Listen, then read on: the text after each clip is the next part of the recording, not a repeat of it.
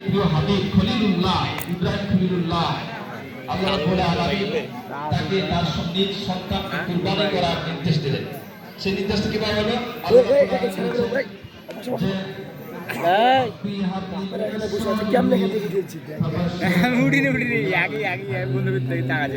Video করছি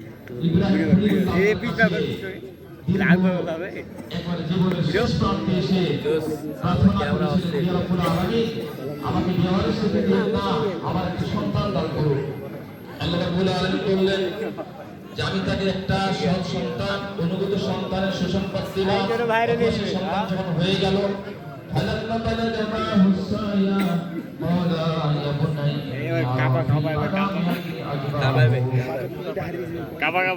যখন এই সন্তান দৌড়াদৌড়ি করে বড় হলো 7 থেকে 8 বছর, 13 বা 14 বছর, যখন পিতার সাথে খেলতে শিখে এমন অবস্থায় আল্লাহ রাব্বুল আলামিন তাকে স্বপ্নে দেখালেন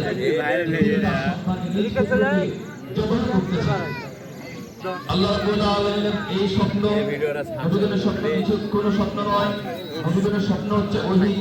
ইব্রাহিম সাল্লাম বুঝতে পারলেন যে তাকে একটি মহান কাজের দায়িত্ব দেওয়া হচ্ছে, যে কাজ অত্যন্ত কঠিন।